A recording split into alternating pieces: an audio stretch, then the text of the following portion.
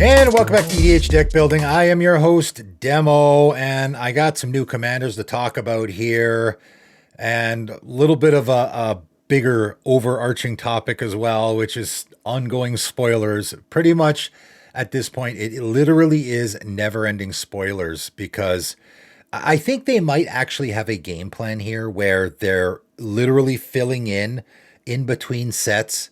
Okay, let's spoil this. Let's very early spoil this or this.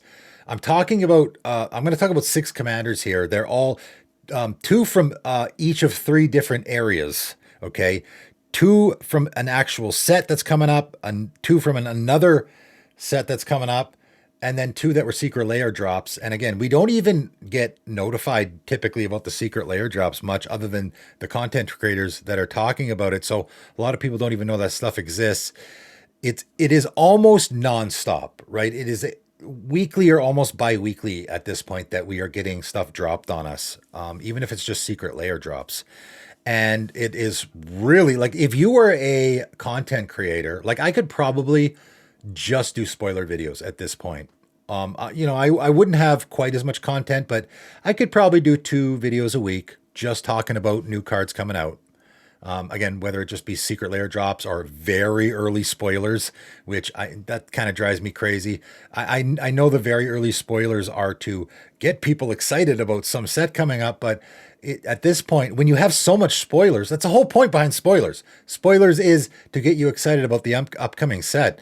Is that working on people anymore? It doesn't work on me. I'm almost exhausted by it. And I know this is, an actual job for me, but when I see new cards coming out constantly, I'm just like, oh, more, really? Certainly isn't getting me excited.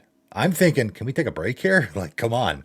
And as I was doing my best of the year stuff, I was like seeing the stuff coming out. I'm like, oh man, I was trying to concentrate on that. And I'm like, I think I said even in the one video, hopefully we have no more cards coming out this year. And we don't actually. I don't think any of the commanders that I'm talking about here have actually been released yet. It's all upcoming stuff. Again, it is spoilers, but still, it's like, holy, can we take a break here? I mean, I don't have to talk about this stuff, but if there's actual commanders coming out, that very much impacts the commander format. So I kind of should be talking about it, right? Given that's what my channel is all about.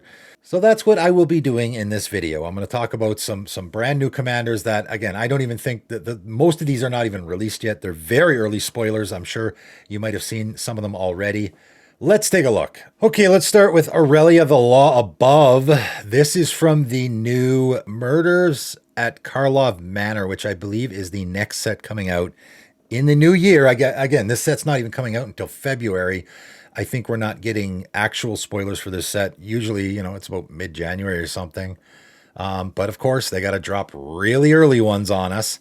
So Aurelia, the Law Above, new Aurelia. Some people might be excited about that. 3 red and a white. Angel 4/4, of course. Flying, Vigilance, Haste, of course. Whenever a player attacks with 3 or more creatures, you draw a card, which is a kind of a neat ability, because obviously if you attack, obviously we're going to be in the attacky theme clearly here. If you attack with 3 or more creatures, you get to draw a card. But of course, if anyone else does as well, you get to draw a card, which is kind of neat. You could do a little bit of encouraging your opponents to attack. You could do a goad theme here for sure. Again, with the second ability as well. Whenever a player attacks with 5 or more creatures, Aurelia, the Law Above deals 3 damage to each of your opponents, and you gain 3 life. I'm actually surprised. When I saw this, I'm like, oh, here we go. And it's like, oh, 3 damage to each of your opponents and gain 3 life. Like, that's not super great. Attacking with 5 creatures, how often does that happen in an entire game? Again, even if you're building around it, that's kind of tough to do.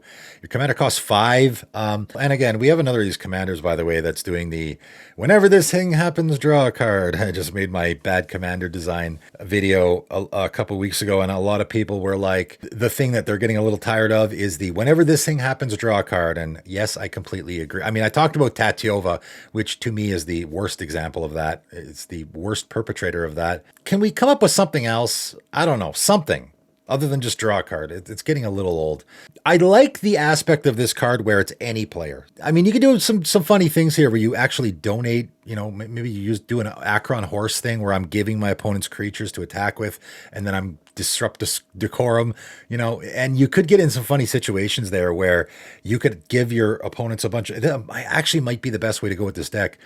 You give your opponents a bunch of creatures, then you disrupt decorum. If they all have 5 creatures, now they all have to attack, and you will get this trigger. Now it gets a lot better because 3 damage to each of your opponents and gain 3 life is like, that's okay. It's not super great. Obviously, you'll get the card draw as well because that's 3 or more creatures attacking. So that's pretty good. That is, a lot of setup to get that payoff. So for me, I'm thinking it's okay. I like that this is not just the attacky theme, the good old Boros attacky theme. There's actually a little bit more involved here because it's any player attacking. That part about it I like. And again, dealing damage to your opponents, throw that Chandra's Incinerator in there, gaining life, throw that Well-Lost Dreams in there. You can do all that as well, which is kind of neat as well. It's not bad. Moving on, we got a new Rakdos as well. Patron of Chaos 4 red and a black demon 6/6 again from Murders at Karlov Manor. Flying and trample at the beginning of your end step. Target opponent may sacrifice 2 non-land, non-token permanents. If they don't, you draw 2 cards. And I didn't do this on purpose, but again, here we go. This is a little more interesting where your opponent gets to choose, right? It is neat. The sacrificing theme is great in black and red. Obviously, it's great with Rakdos in general, just very thematic there. I'm looking at this and I'm thinking, you're picking the guy that doesn't want to sacrifice stuff. That's very easy to do. And if they don't, you draw 2 cards. So for me, this almost feels like at the beginning of your end step, draw 2 cards. So it does feel very thematic and it's kind of a neat way they're doing it. It's political and all that, but I think that almost all the time it's just going to be at the beginning of your end step, you're going to draw 2 cards. 6 mana, 6/6 flying trample. That's good, but it's not particularly exciting. It's almost not that great of a build around for that reason, right? You're going to be like, oh, well, I'm going to put a Mayhem Devil in here or something because my opponents are going to be sacrificing all the time. I don't think so. I mean, unless you want them to. I guess you could build this deck in a way where you want them to sacrifice stuff, so you pick the person who wants to sacrifice, but that doesn't seem great either. I think likely this scenario, because you can't sacrifice lands and you can't sacrifice tokens. So you can't pick the guy with the treasures or anything like that. You have to pick a guy that actually has creatures, enchantments, artifacts in play, and they're not going to want to sacrifice 2 of those things. I very much doubt it. So what's usually going to happen here, I think, is you're on your end step, you just pick the opponent who doesn't want to, very clearly doesn't want to sack their Avacyn or their Elishnorn or whatever, and then you just get to draw 2 cards. So even though this kind of seems neat with the interaction, there's almost no interaction here at all because this just turns into a Smothering Tithe scenario where they're just not going to pay the 2. So you just get a treasure every time, right? This just feels like at the beginning of your end step, draw 2 cards. That's it. All right, moving on to Fallout, which, again, Universes Beyond. The rest of these are Universes Beyond. If you want to tune out for that, you can. That's why I saved them to the end of the video. So I got 4 Universes Beyond commanders to talk about here. 2 of them are from the Fallout set that's coming out. I don't know if it's an entire set. Again, it seems like they're doing entire Universes Beyond sets now. They dropped a bunch of Fallout stuff on us already. It's a video game. That's about all I know. I know nothing about it. I'm not a gamer. I got some patrons on the Discord talking about it. They're big fans. Again, if it's your thing, maybe you're excited about it. This, again, to me feels like it's in the Doctor Who realm where it feels very not magic, but whatever, to each their own. So Dr. Madison Lee, blue, red, and a white human scientist, 2/3. Whenever you cast an artifact spell, you get an energy. That's right. We got an energy commander. And funny enough, I've seen a bunch of people getting excited about, yay, we finally got an energy commander.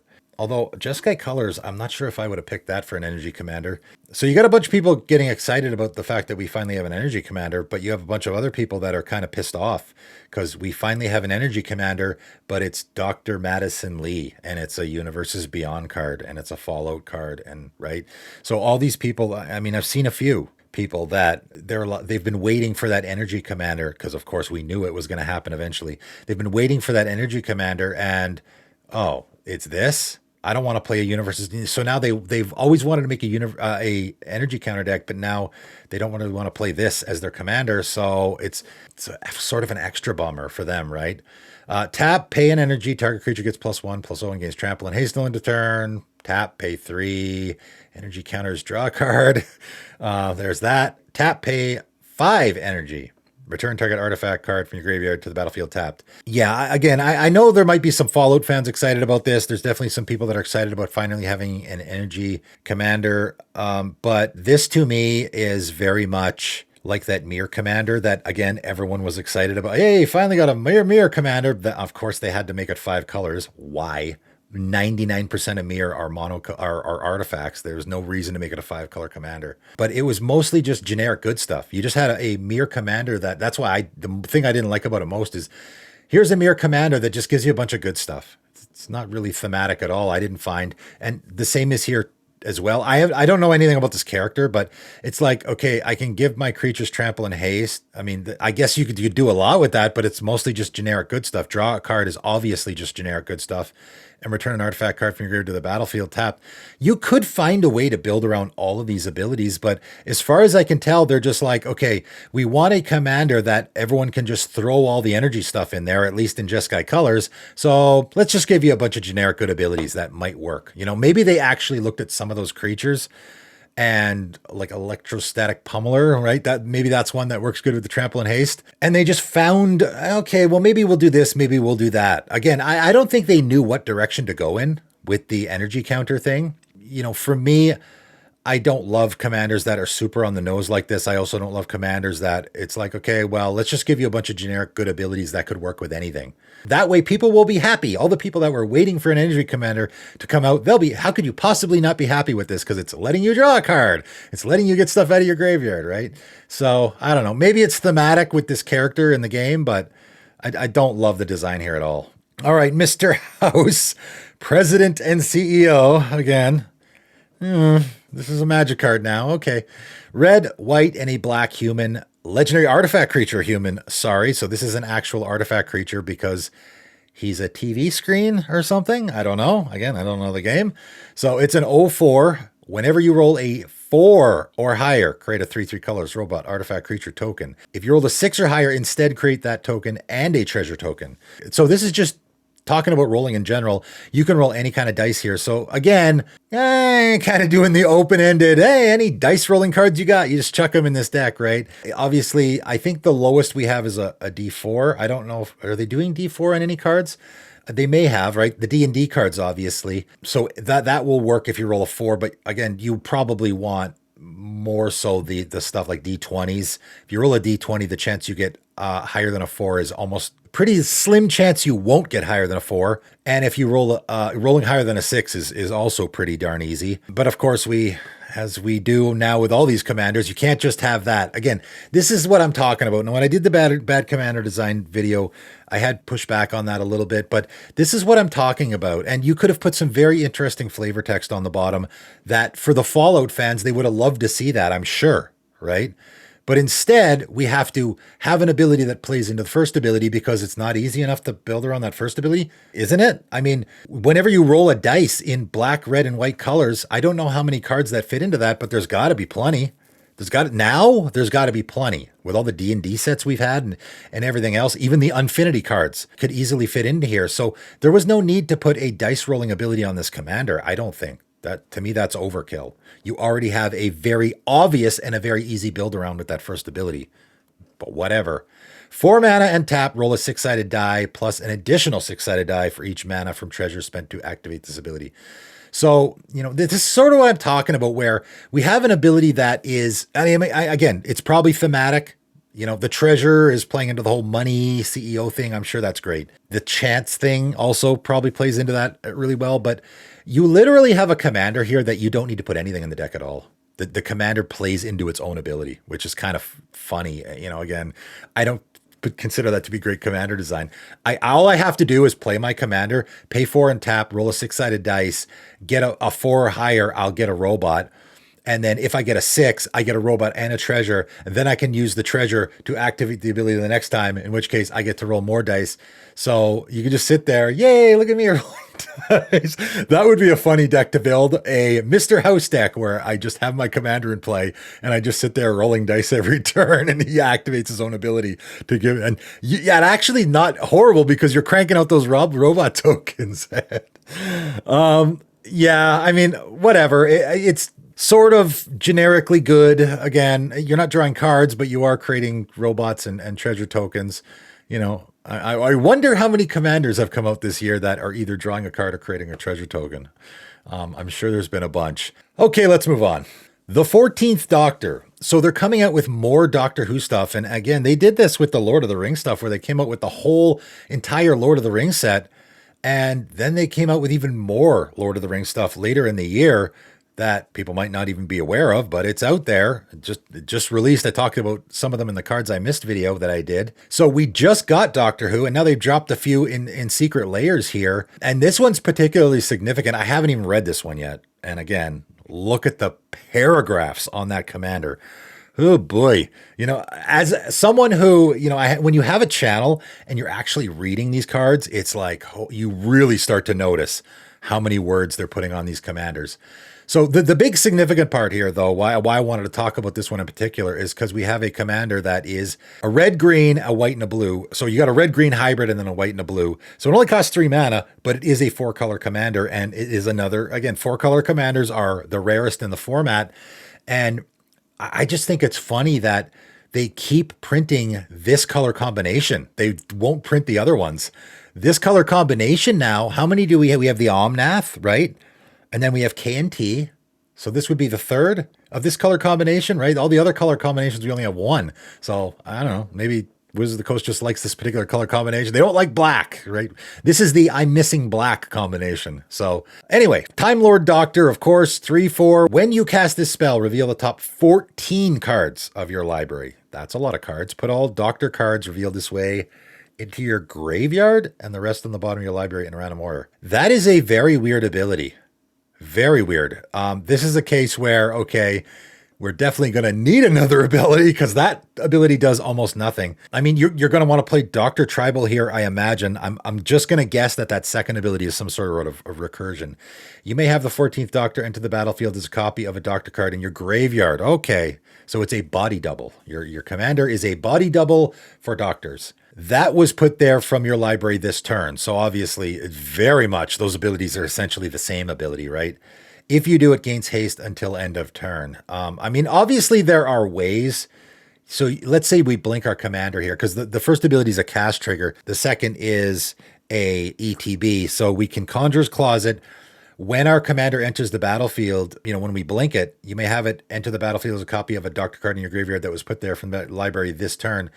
So, but you would just have to self-mill somehow, which of course is super easy to do. Or you could just do Surveil, which you don't have black here. A lot of the best Surveils in black. Anything like that would work here as well if you wanted to reuse the ability without casting your commander. So this isn't super great, to be honest. I guess if you just wanted to do Doctor Tribal, and they did have a lot of Doctor Tribal stuff in the Doctor Who set, which again, when I saw those cards, I'm like, those don't seem very good at all. A lot of things referencing Doctors, and I'm like, how many of these decks? I mean, first of all, most of them won't work with your commander.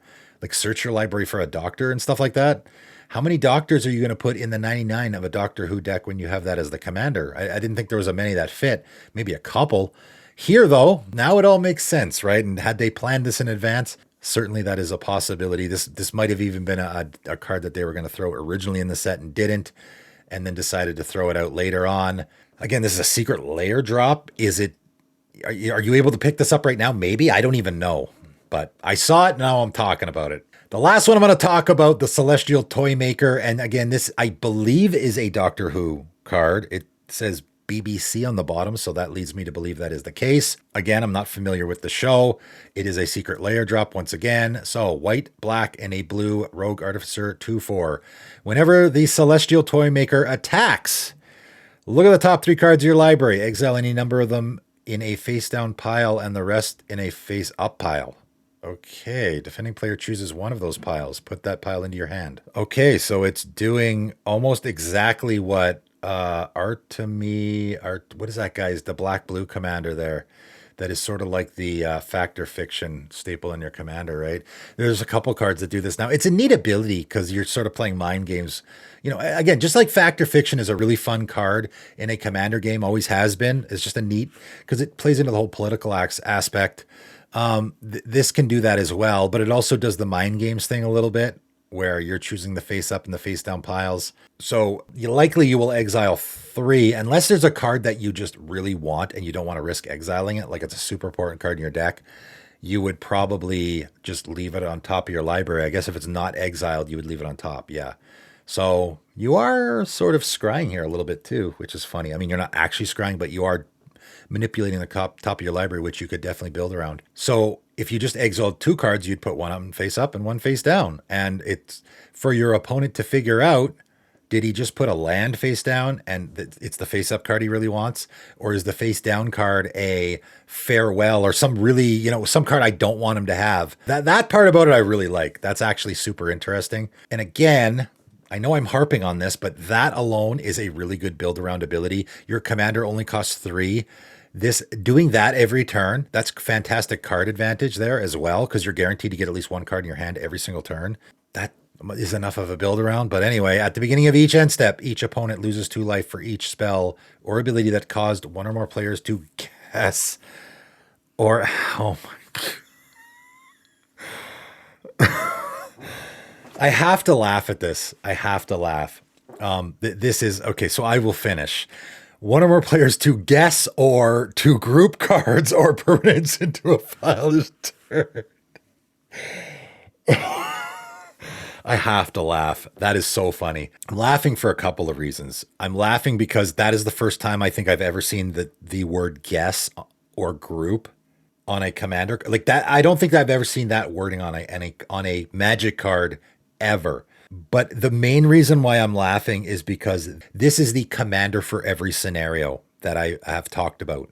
They will eventually print a commander, and just like the energy commander or whatever. And by the way, I know some of you guys are bummed about the energy commander. We'll get another one. Don't worry, we'll get another one eventually. It'll probably be Teamer or something. This is let's make a commander for every single scenario imaginable. And so now they're doing this is a fact or fiction commander, right? Like, what if I do the fact or fiction thing here, right? At the beginning of each end step, and this is each end step, and of course, fact or fiction is an instant. Each opponent loses 2 life for each spell or ability that caused 1 or more players. So this is any player. So if you're putting stuff in groups, oh boy, this could be actually really busted. If you're putting stuff in groups or guessing at things, oh man, I wonder that there might be some, that caused 1 or more players to guess or 2 group cards or permanents into. I mean, again, it's funny because you see a card like this and you're like, oh, do or die. There's a funny, janky, sort of board wipe that I talked about in a 10 cards video eons ago. It was like in one of my first 10 cards video, and that works here, right? The separating into piles or that kind of stuff. There's actually a lot of cards that do that, so that's kind of funny. So anyway, back to the fact or fiction scenario. So if I've cast a fact or fiction, I have grouped things into piles, right? So that will trigger this, right? So fact or fiction's a slam dunk here. It's already a great commander card. Yeah, I know people will look at this and go, oh, that's kind of goofy and funny. Now we get a place to use all those cards. Okay. My only issue with this is obviously that your commander's first ability is going to trigger the second ability. So you're going to get that trigger. Each opponent loses 2 life for each spell or ability. Oh boy, this can get, and again, win con stapled on the commander, which I don't love. So now we don't have to figure out that part of the deck, right? By the way, I will also, this very much fits into the bad commander design video, so I'm going to go back to it. It literally just went live today and I read some comments. Another guy said, oh, well, some of these very obvious commanders that are easy build-arounds are great for new commander players. And I'm like, okay, yeah, but they're not just played by new commander players, first of all. They're also played by very experienced commander players that might end up making a super busted deck with this. Also, though, you don't need, this is for a new commander player. Really? This is incredibly wordy and complex. And I don't think this to me is not for a new commander player, in my opinion. Not at all. No, I don't think any of these. You want a commander with 2 paragraphs worth of words on it for a new commander player? No. A new commander player should be something easy. Atraxa. There's a great commander for a new commander player. Just put a bunch of stuff with counters in your deck. Not a lot of words, very easy to build around, right? That's what you want. You don't want this. This is actually very, even though it is again, you're in 2 scenarios here where it's like, okay, this is a fairly obvious build around, but it's also kind of complex at the same time, right? So yeah, I don't love it. I don't love again, we're doing the commander for every scenario thing. I mean, we're going to get it all. We're going to get it all, guys. Any tribe you can possibly think of, no matter how janky, we will eventually get a commander for it. Any mechanic, no matter how janky, again, this is not even really a mechanic, and we now have a commander for it. Any mechanic you could possibly think of, we will eventually get a commander for it, or scenario even. You know, whenever you reveal a card from your hand, you know, something like that, we're gonna get it eventually. So it's funny how this video, I didn't plan it this way, but this video very much played into my bad commander design video, which I just did, and played into my best commanders of the year video, which I did like last week, which, you know, again, you can sort of talk, you can see what I'm talking about here, right? Like if you look at these commanders, almost every single one of them has this ability and then this next ability that plays into the first one, right? Or two abilities that play into each other. We got one with flavor text, Rakdos, Patron of Chaos, because he actually only has one ability. Finally, a performance worthy of my applause, right? Again, it's something you don't see very often. At least we got one.